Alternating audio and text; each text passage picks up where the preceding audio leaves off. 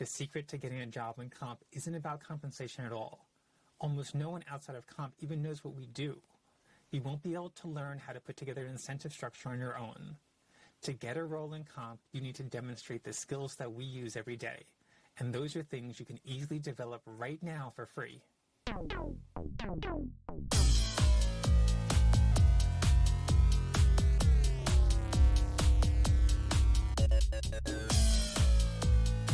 I've got 20 years of experience in HR, 10 of which as the top compensation professional and even as the head of human resources. I've worked in a variety of industries, from retail to finance to consulting to 5 pre-IPO startups.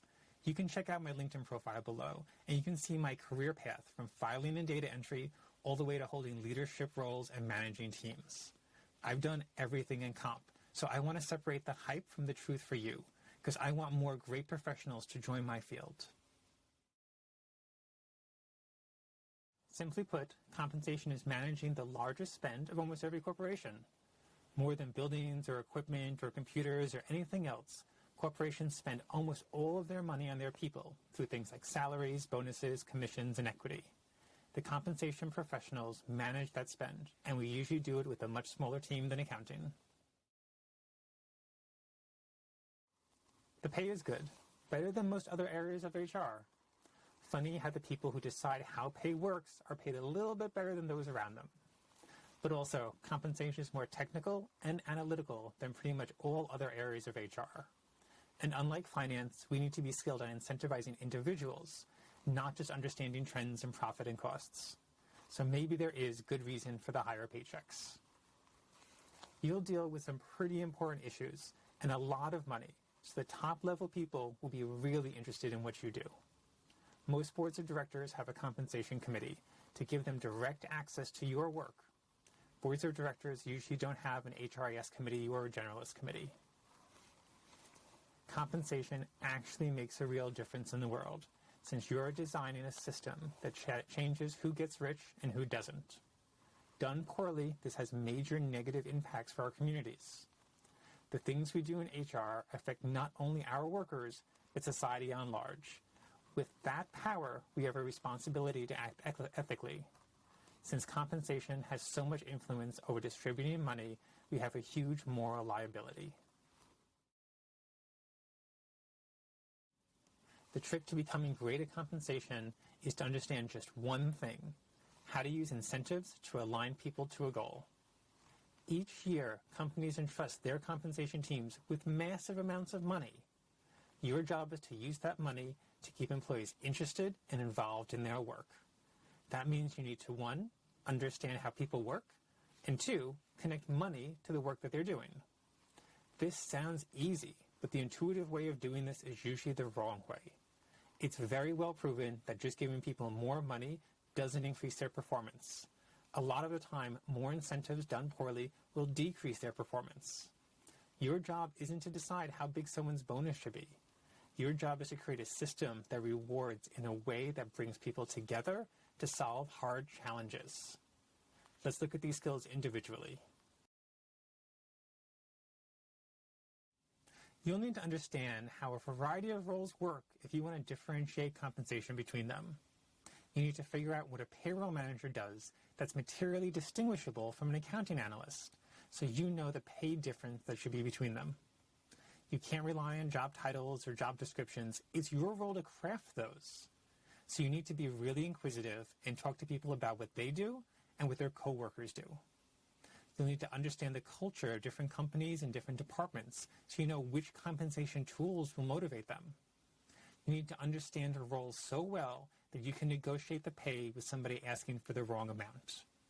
You'll use deduction to find clues that somebody isn't being honest with you. For example, somebody might say they're a data scientist since they know that's a high pay rate. But when they say the only software they use is Excel, there's a good chance they're probably more of a reporting analyst, which has a lower pay rate. Teams get restructured and strategies shift, so it's important to always keep testing roles to see if they're true. It's important to be personable, to interact directly with other teams so you can get what you need from them, but also to be smart enough to separate the truth today from what the people wish the situation was. The main skills to demonstrate for this are to be inquisitive, to be structured, and to be able to find the truth when it's not obvious. Once we understand what different roles do, we connect that to market data. Your organization gives employee pay information to a market data company. They'll consolidate it with other organizations' data and give high-level pay information back to all the businesses that participated.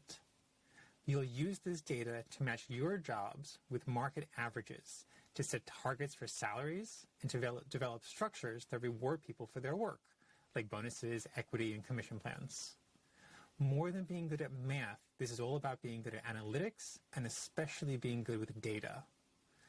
That's knowing how to take a big mass of data and put it in smaller tables so it's easier to use, known as data normalization. It's also knowing how to manipulate and clean up data, which is just foundational Excel skills. It's useful to be able to find trends, signals, and correlation, which uses a lot of different types of analytics. Bias is a huge problem in any human judgment process, so you'll need to develop analytics to find and to fix it. The main skills to demonstrate for this area are to be moderately good at Excel, to be good at data visualizations, and to have a high attention to detail to make sure you never make a mistake because you were sloppy. Compensation is very seasonal, commonly with one really busy time called year-end, where we change salaries, give bonuses, and promote people. During the year-end season, you'll need to support the other members of the team with Excel work, checks, and sometimes reporting. During the non-busy season, you'll be doing a lot of work with building job descriptions and running reports. You'll need to look at the market data to determine what we should pay our roles.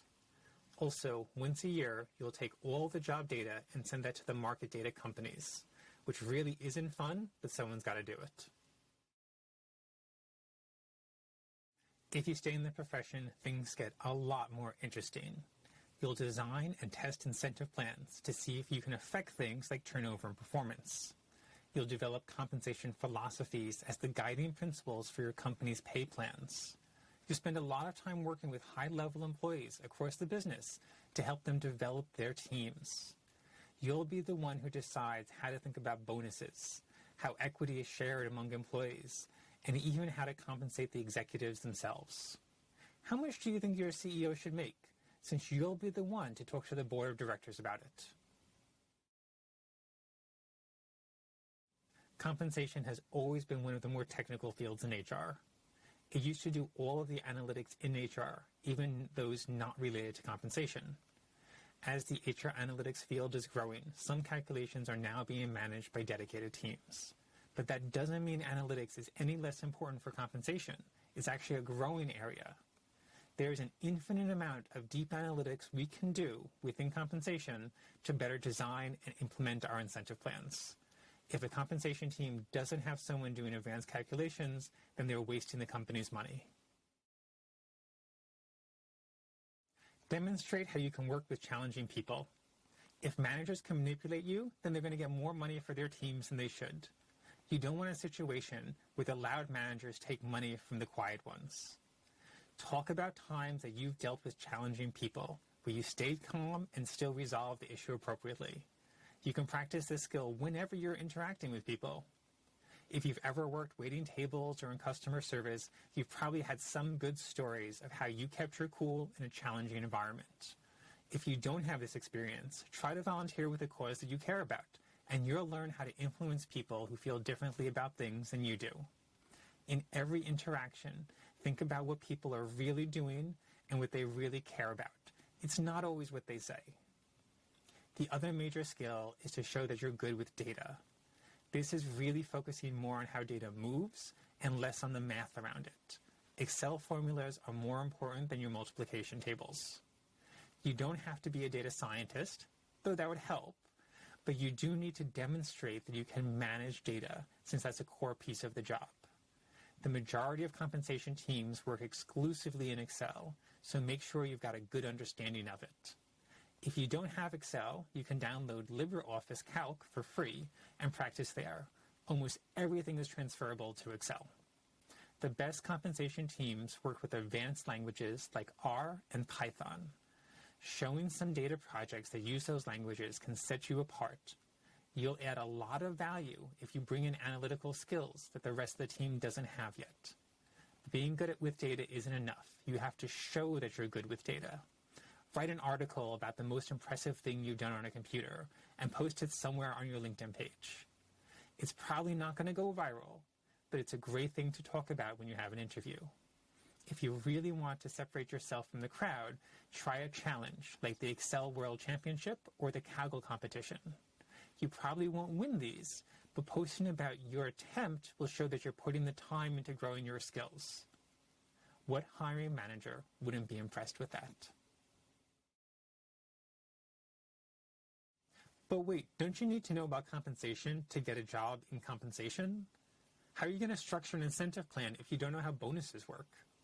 This is where HR professionals lie to you, and they lie to themselves when they require previous compensation experience for entry-level roles. Almost no one starting out in compensation has real knowledge of compensation, and they don't have to. Learning how to be great at incentive design only happens working inside a compensation team for years.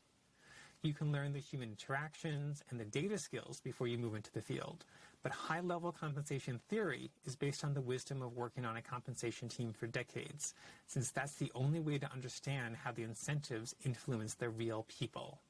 The skills that are easy to test are the ones that are easy to automate away. So focus on working with challenging people and building your data skills in Excel or R. You'll need to do something publicly to impress the hiring manager enough to bring you on board. They'll teach you how to practice compensation in a real company where you can see the real results of your choices. Just about every reasonably sized company has a compensation team. It's vital to managing resources. We need a lot more creative, data-focused, and moral people to enter the field. If you feel that's you, apply to some compensation roles and come change the world with us.